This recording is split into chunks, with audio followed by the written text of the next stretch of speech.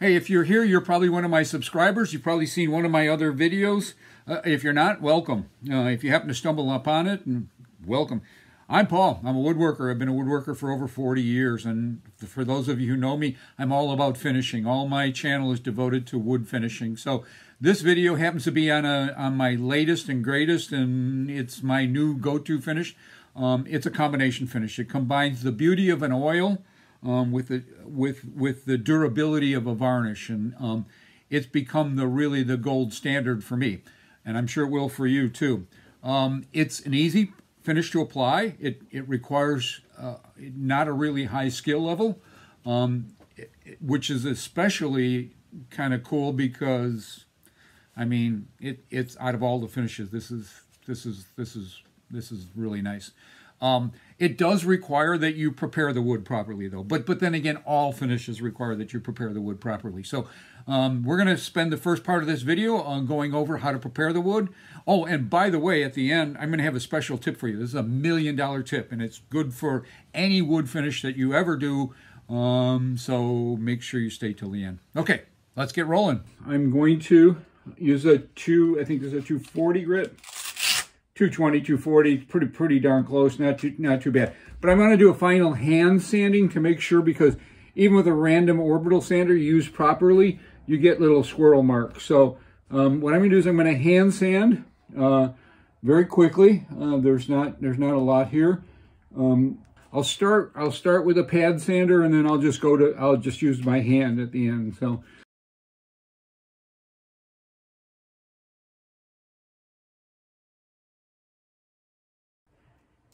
If you haven't seen it, watch my video on sandpaper so you'll kind of understand. People hate sanding, but I'm gonna use my air compressor. You can use a vacuum cleaner. I want to get all the dust out of the pores as much as I can. Then I'm going to go over it with a tack cloth. At that point, I'll come back again because the air compressor is going to get too loud, and I'll show you. And then I'll just use a little mineral spirits and wipe it down again. And you'll see each time there'll be dust on the wood. Okay, let me blow it out. Okay, so I'll cut off the sound on this video because it's going to get, once the compressor goes on, it's going to get kind of loud.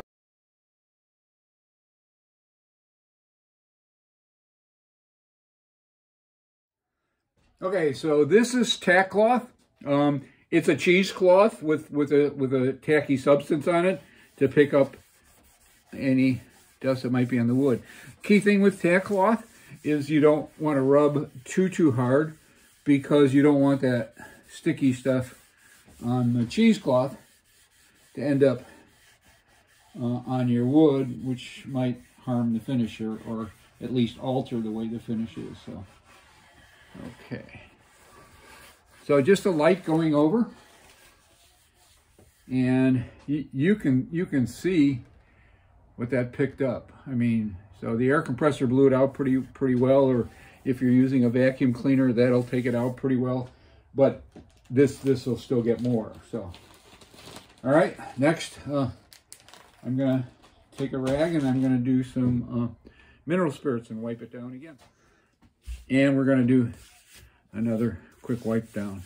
Now you could use alcohol, rubbing alcohol, denatured alcohol. I don't recommend water, because water will saturate the wood and it doesn't evaporate very quickly. So it'll delay putting your finish on. I mean, water will work, but today I'm going to be showing you how to make up a combo finish. Again, there's for the average woodworker, there's 5 basic finishes that we could use. Today we're going to be, this is a combo finish, and these are oil finishes combined with a spar varnish. So it's a little of the surface coating and a lot of the penetrating. And when we use a spar varnish, there's different types of spar varnish. There's urethane-based spar varnish, and then there's tung oil-based spar varnish. We want the tung oil-based spar varnish, and we're going to be using a polymerized tung oil. Polymerized tung oil is an oil that's been heated, superheated in airtight containers. And what happens, it speeds up the drying time. Unfortunately, tung oil, my favorite finish, is very painstaking because it's very slow to dry. So polymerization, by superheating it, changes it chemically and causes it to dry faster. So today we're going to be mixing up a batch and we're going to be applying it. My wife, we host parties for a rather large group of people, so she wanted a cutting board that she could put a variety of different cheeses and sausages and etc. on it. So today we're going to be doing the bottom part of it, the part that won't be used. So what I want is I want tung oil, which is food safe, but I want durability as well. So I'm going to use some Spar varnish in it. Now I won't use the Spar varnish on the other side because people will be cutting into it, and Spar varnish has alkyd resins in it, and they're not technically food safe. So let's get started. Let's mix up a batch. I don't need a lot. It's the cutting board is probably about 4.5 feet by I'm going to say 18, 19, 20 inches, something like that. So what I'm doing now is I'm mixing up the Spar varnish. There's a resin on the bottom of the Spar varnish, so and that's, as I said, that's an alkyd resin, so that has to be thoroughly mixed in.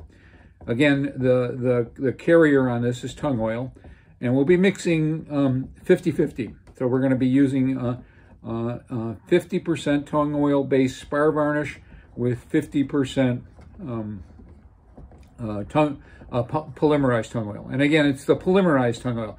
Be a little careful about tung oil. Tung oil has been around for years. It comes from the nut of a tung tree, and what happened is because it's so slow to dry, manufacturers, woodworkers typically didn't want to use it because sometimes it can take days, sometimes weeks, depending on humidity to dry, and you have to put multiple coats on it. So it wasn't in most woodworkers' arsenals.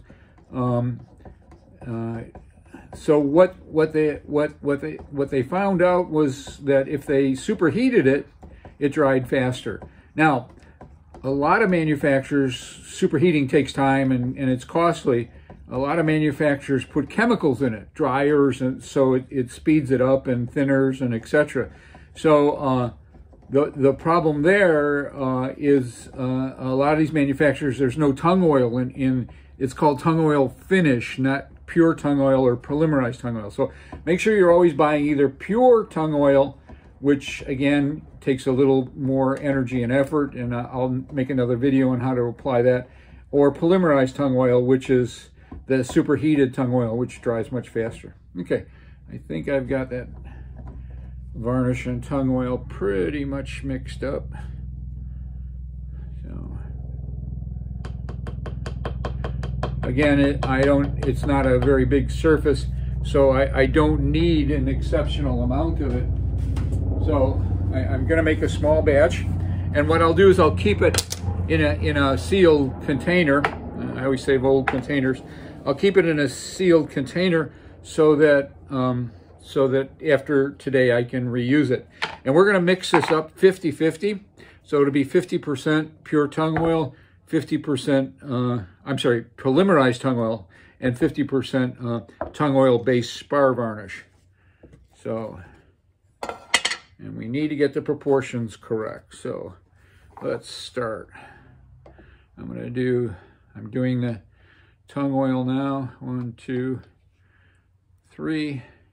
Let's do 4. Okay. I want to do the tung oil first if I'm going to use the same utensil, because the Spar varnish has tung oil in it. The tung oil does not have any varnish in it, so we'll keep the two pure. So we're going to do varnish 1, 2, 3, and 4. And I think that's going to probably get me through 2 or 3 coats. I'll probably do like 3 coats on this.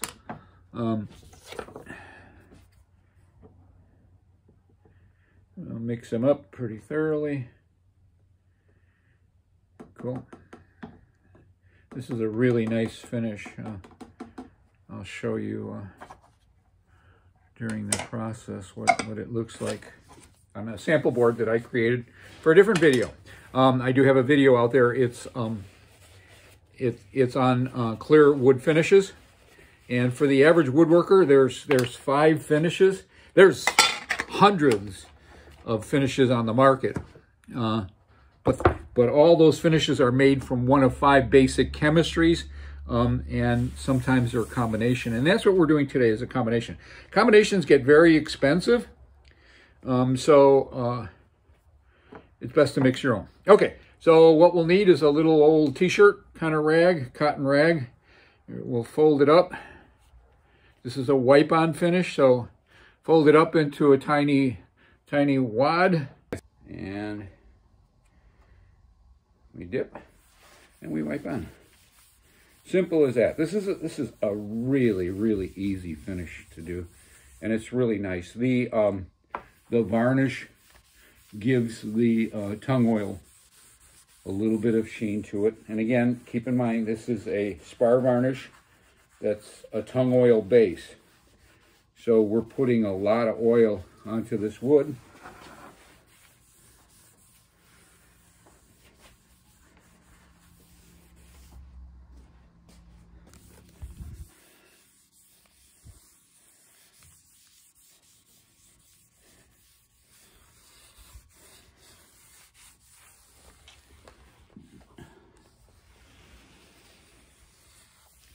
And again, this is the bottom side, so I'm not overly concerned about it on the top side, since this is a cutting board and there will be food on it. I'm not going to use the varnish. I'm not going to use the same finish. I'm going to use a pure tung oil finish on that, so that it's food safe. And it's not that you can't lay food on top of this. The safety factor comes in is when you cut into it, and if you chip any of the finish, same thing with polyurethane or lacquer, it's the finish, it's the chip finish that gets into the food that creates the problem. All right, so it's covered. Looks like it's covered pretty well. I'm going to let that sit for a couple minutes, and then I'll do a quick wipe off.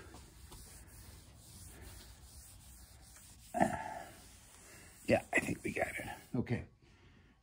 One thing I want to show you, I don't know if you can see it on camera, but it looks like there's diagonal streaks here.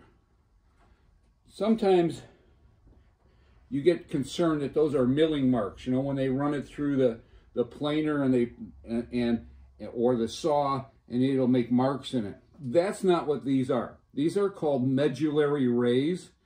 And it's not uncommon in hardwood to get those, especially when it's a flat cut. Wood is cut in difference: quarter sawn, rift sawn, flat sawn. When it's flat sawn, it's common to get these medullary rays. So no matter how much sanding you do, you're not going to get those out of there. They're in the wood. It's not a defect. It's the natural part of the wood. So. Okay, I'm going to let this set up for a couple minutes, and then we'll wipe it down. All right, so I'm just going to use a blue shop towel, and we're going to wipe any excess off. So just a gentle wipe. I just don't want any puddles or any thick spots. The nice part about a wipe-on finish like this,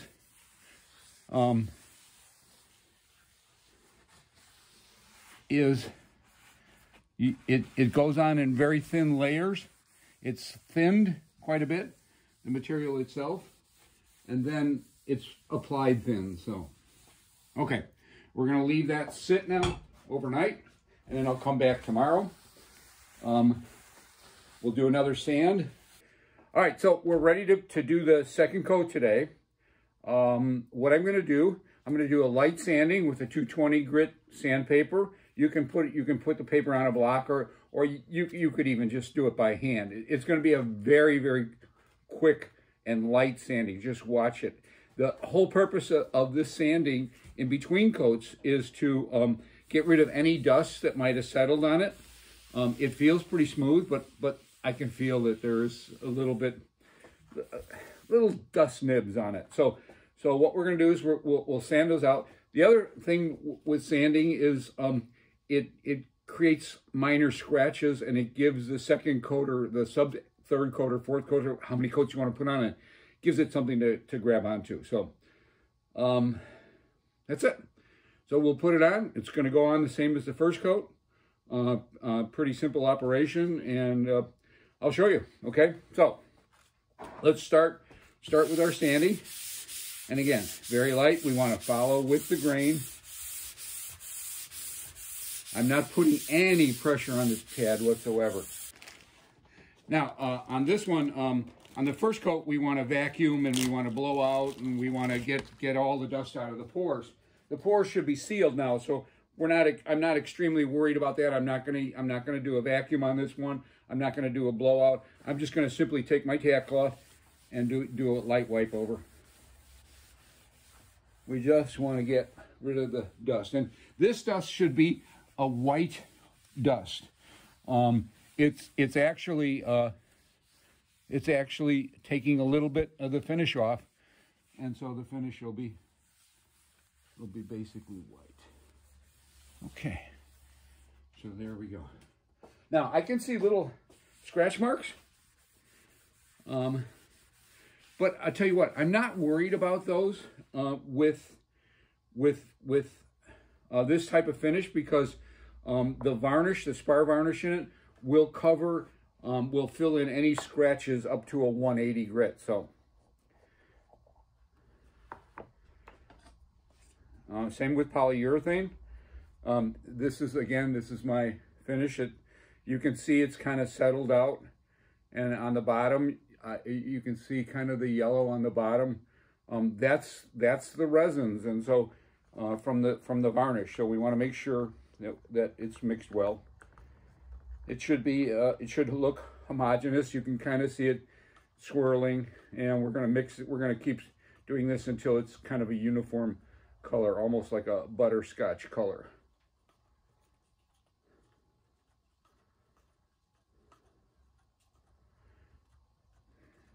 Okay.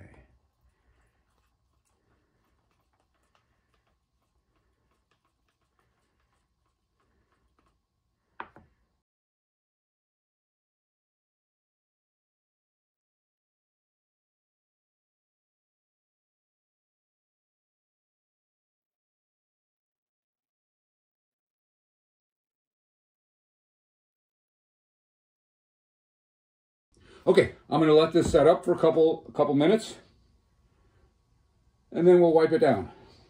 So we'll sand tomorrow and then apply another coat. We don't sand after the last coat.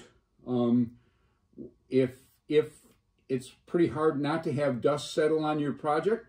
So if there's dust that does settle and I can feel it, what I'm going to do is I'm going to take the material from a brown paper bag, and I'm going to use it in place of sandpaper.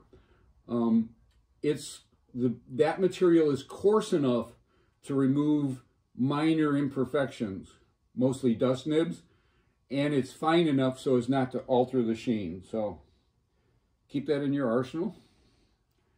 It's $1 million tip. Hey guys, thanks for watching. So our project turned out pretty good. I'm real happy with it. I don't know if you can trying to hit the reflection from the windows from the sunlight, but all in all, it turned out really well. We did the front side in pure tung oil because it's food safe, and this is a cutting board. We did the back side in my combo finish, which is primarily tung oil, but it's got a little bit of Spar varnish in there to give it a little extra toughness, so in case it's banged around or knocked around. To review what we talked about, you can go to my website, because every video that I make, virtually all the videos that I make, I support with a written documentation. So you can read about it as well as other things on wood finishing. I'm all about wood finishing. Make sure you subscribe, hit the like button if you learned something here today, and ask questions. I'm here for questions. I answer questions every day on YouTube. So try to ask them here, not on my website. I do answer questions on my website, but I don't get there very often, so there's sometimes a huge delay. My website is designed to give you guys more information about what's happening in the video. So yeah, let me hear from you. You know, even if you don't have questions, I'd like to hear what your experience was. So, all right, well, thanks for watching. Happy woodworking. See ya.